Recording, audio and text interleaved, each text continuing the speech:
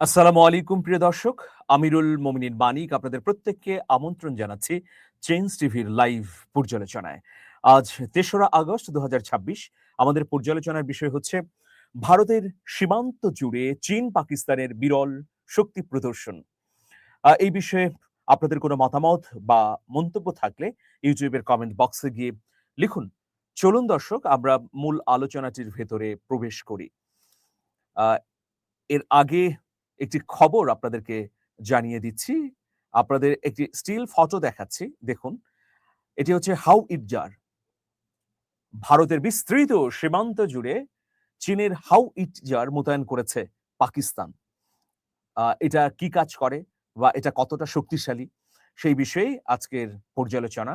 এবং ভারতের বিরুদ্ধে পাকিস্তান এবং চীনের যৌথ তৎপরতা যে অব্যাহতভাবেই চলছে সেটি নিয়েও আসলে কিছু তথ্য আপনাদের সামনে উপস্থাপন করতে চাই প্রিয় দর্শক। ভারত সীমান্ত জুড়ে ২৫০টি চীনা নির্মিত SH-15 ট্রাক চালিত হাউ ইটজার মোতায়েন করেছে পাকিস্তান।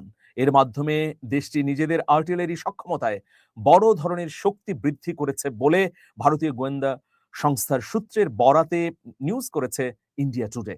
প্রতিবেদন অনুযায়ী পাকিস্তান সেনাবাহিনী উত্তর থেকে দক্ষিণ পর্যন্ত ভারতের সঙ্গে পূর্ব সীমান্তের গুরুত্বপূর্ণ বিভিন্ন সেক্টরে ধাপে ধাপে ১৫৫ মিলিমিটার ক্যালিবারের এই আর্টিলারি ব্যবস্থা মোতায়েন শুরু করেছে। সাম্প্রতিক বছরগুলোতে এটিকে পাকিস্তানের অন্যতম বড় আর্টিলারি শক্তি বৃদ্ধি হিসেবে দেখা হচ্ছে। ইতিমধ্যে দিল্লি এটাকে খুবই গভীরভাবে পর্যবেক্ষণ শুরু করেছে এবং এর বিপরীতে কি উদ্যোগ গ্রহণ করা যায় সেই বিষয়েও নানা পরিকল্পনা আসছে। ২০২৫ সালের মে মাসে ভারতে অপারেশন সিন্দুরের পর সেনাবাহিনীর আধুনিকায়নের অংশ হিসেবেই এই ধরনের পদক্ষেপ নেওয়া হয়েছে বলে জানাচ্ছে ভারতের সংবাদ মাধ্যম। পাকিস্তান নিজেদের সামরিক বাহিনীর সক্ষমতাকে আরো বৃদ্ধি করবার জন্যে চীনের ধারাবাহিক সহযোগিতা যেমন নিচ্ছে, চীনের সঙ্গে তারা যৌথভাবে অস্ত্রও তৈরি করছে। তো এখন যে হাউ ইটজার তারা মোতায়েন শুরু করেছে ভারত সীমান্তে, সেটা পাকিস্তানের সেনাবাহিনীর আধুনিকীকরণের একটি অংশ বলে ভারতের গোয়েন্দা কর্মকর্তারা বলছেন। ওই প্রতিবেদনে নিয়ন্ত্রণ রেখা, যেটাকে LOC বলা হয়, এবং পাকিস্তানের ভেতরে সন্ত্রাসী অবকাঠামো লক্ষ্য করে নির্ভুল হামলা চালিয়েছিল ভারত, মানে অপারেশন সিন্দুরের কথা বলা হচ্ছে। যাই হোক প্রিয় দর্শক, চীনের রাষ্ট্রায়ত্ত প্রতিরক্ষা প্রতিষ্ঠান নরিনকো নির্মিত SH-15 মূলত চীনা সেনাবাহিনীর PCL-181 স্বচালিত হাউ ইটজারের রপ্তানি সংস্করণ। আপনারা জানেন যে চীনের সেনাবাহিনীতে এই হাউ ইটজার ব্যাপকভাবে ব্যবহৃত হয়। এটা আসলে নতুন এক ধরনের সংস্কার। সাজোয়া ট্রাক চেসিং এ আ সাজোয়া ট্রাক থাকে, সেই চেসিসে স্থাপিত এই আর্টিলারি ব্যবস্থা দ্রুত মোতায়েন ও অবস্থান পরিবর্তনের জন্য তৈরি করা হয়েছে। ঘন্টায় সর্বোচ্চ ৯০ কিলোমিটার গতিতে চলতে সক্ষম এই হাউ ইটজার দুর্গম এলাকাতেও দ্রুত অবস্থান পরিবর্তন করতে পারে বলে জানা গেছে। ১৫৫ মিলিমিটার ও ৫২ ক্যালিবারের এই কামান থেকে ছোড়া সাধারণ ন্যাটো মানের গোলার পাল্লা ৩০ থেকে ৪০ কিলোমিটার, দুর্দান্ত বলা যায়। আর রকেট সহায়ক ভি-ল্যাপ গোলা ব্যবহার করলে ৫৩ থেকে ৭২ কিলোমিটার দূরের লক্ষ্যবস্তুতে আঘাত হানতে পারে এই হাউ ইটজার বলে প্রতিবেদনে জানানো হয়েছে। এতে স্বয়ংক্রিয় ফায়ার কন্ট্রোল ব্যবস্থা এবং হাইড্রোলিক স্ট্যাবিলাইজার রয়েছে।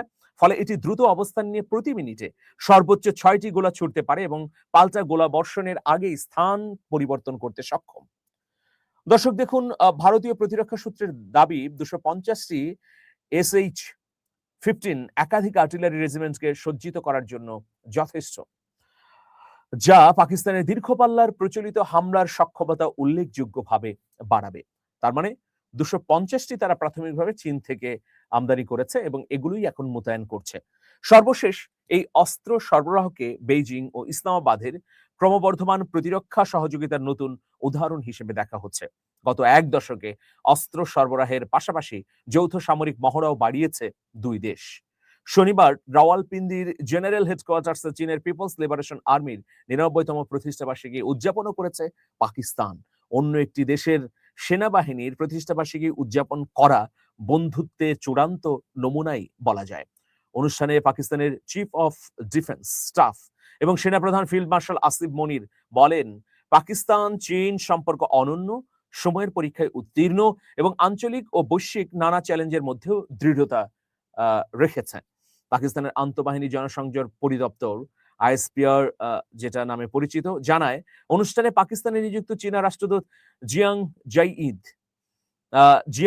জাইদং, চীনের প্রতিরক্ষা অ্যাটাশে মেজর জেনারেল ওয়াং ঝং, চীনা দূতাবাসের কর্মকর্তারা, পাকিস্তানি সেনাবাহিনীর ঊর্ধ্বতন কর্মকর্তারা এবং বিমান বাহিনীর কর্মকর্তারাও উপস্থিত ছিলেন। তো এই প্রতিবেদনে বলা হচ্ছে যে এই হাউ ইটজার মোতায়েনের মাধ্যমে পাকিস্তান তার সীমান্তকে আরো বেশি সুরক্ষিত করলো। এখন ভারত এর বিরুদ্ধে পাল্টা কি ব্যবস্থা নেবে, এটাও কিন্তু দেখার একটা বিষয়। প্রিয় দর্শক, আপনারা সবাই জানেন যে ভারত এবং চীনের সঙ্গে অব্যাহতভাবে উত্তেজনা চলছে। দুঃখিত, চীন এবং পাকিস্তানের সঙ্গে অব্যাহতভাবে উত্তেজনা চলছে ভারতের। ভারতের বিরুদ্ধে সাম্প্রতিক সময়ে চীন অভিযোগ করেছে যে তাদের বিস্তীর্ণ এলাকা দখল করে নেওয়া হয়েছিল, সেগুলো পুনরুদ্ধার করতে সফল হয়েছে। এখন ভারত কি বলছে? ভারত বলছে যে না, আমাদের বিশাল ভূখণ্ড চীন দখল করে নিয়েছে, এগুলো আমাদেরই ভূখণ্ড। কিন্তু চীন বলছে যে না, 1947 সাল এবং 1967 সালে যে সীমান্ত নিয়ে মীমাংসা হয়েছিল, বিশেষ করে ব্রিটিশরা যে মানচিত্র এঁকে মীমাংসা করে দিয়েছিল দুটি দেশের মধ্যে, তো সেখানে চীনের অভিমত হচ্ছে যে এই অঞ্চলগুলো তাদেরকে দেওয়া হয়েছিল। কিন্তু ভারত নানাভাবে এতদিন ধরে করায়ত্ত করে রেখেছে।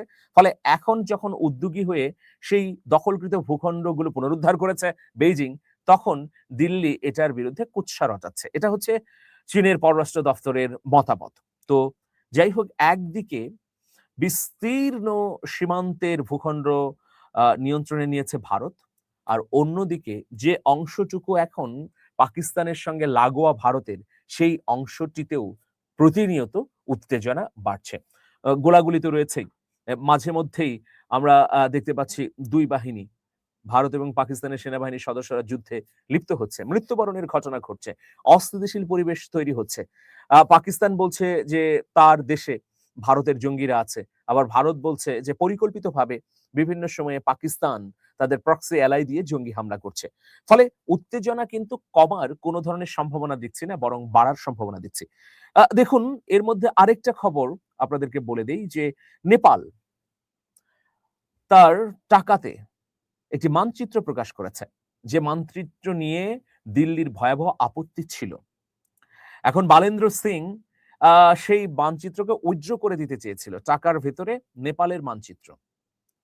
কিন্তু বালেন্দ্র সিং এর সরকারি দলের সদস্যরা ছাড়া আর সংসদের সবাই এক বাক্যে বলেছে যে না, এই পতাকা নেপালের মুদ্রার ভেতরে রাখতে হবে। ফলে বাধ্য হয়েই এখন কিন্তু নেপালের টাকা এবং মুদ্রাতে তার মানচিত্রের ছবিটি আছে আগের মতো বহাল, যে ছবিতে ৩টি ভূখণ্ড, কালাপানি, লিম্পুয়া সহ ৩টি অঞ্চলকে যুক্ত করা আছে, যেগুলোকে আবার নিজেদের ভূখণ্ড বলে দাবি করে দিল্লি। ফলে দিল্লির সঙ্গে নেপালের উত্তেজনাও দৃশ্যমান হচ্ছে এবং দিনকে দিন বাড়ছে। তো বাংলাদেশের সঙ্গে তো উত্তেজনা আছে, ২৪-এর গণ অভ্যুত্থানের পর থেকে সম্পর্ক একদম শীতলতায় গিয়ে ঠেকেছে। যাই হোক, ভারতের পররাষ্ট্র নীতির যে কর্মপন্থা, সেটি যদি পরিবর্তিত না হয়, দাদাগারি এবং আধিপত্যবাদী মনোভাব যদি জিইয়ে রাখে দিল্লি, তাহলে সম্পর্ক উন্নয়ন করা তো দূরের কথা, বরং দিনকে দিন আরো প্রতিবেশী দেশগুলো দিল্লির জন্য শত্রু রাষ্ট্রেই পরিণত হবে। তো যাই হোক, প্রিয় দর্শক, আপনাদের মতামত জানাবেন। আমাদের শান্তি এবং স্থিতিশীলতার জন্য যুদ্ধ নয়, সমঝোতা প্রয়োজন, কিন্তু সেই সমঝোতাটা হতে হবে উইন উইন সিচুয়েশনের মধ্য দিয়ে। আমরাও লাভবান হব, ভারতও লাভবান হবে। আমরা তো গত ৫৫ বছরে ভারতের রাজনীতিতে কোনো হস্তক্ষেপ করিনি, ভারতকে অস্থিতিশীল করিনি, ভারতের সরকারের পতন ঘটায়নি। কিন্তু আমাদের ৫৫ বছরে যতগুলো ষড়যন্ত্র হয়েছে, প্রতিবেশী কোনো না কোনো দেশ এগুলোতে যুক্ত ছিল। এটাই হচ্ছে বাস্তবতা। যাই হোক, আপনারা আপনাদের মতামতগুলো ইউটিউবের কমেন্ট বক্সে লিখুন। আমার একটা উপন্যাস বেরিয়েছে, হাদি ফিরলেন রাষ্ট্রপ্রধান হয়ে। এটিতে স্বপ্নের বাংলাদেশের অসাধারণ রোমাঞ্চকর কাহিনী আমি লিখেছি। আপনারা কিনতে পারেন, পড়তে পারেন স্ক্রলে দেখানো নাম্বারে ফোন করে। সবাই অনেক অনেক ভালো থাকবেন, নিরাপদ হোক আপনাদের জীবনযাত্রা, সমৃদ্ধিতে ভরে উঠুক, এই শুভকামনা করছি। আল্লাহ হাফেজ।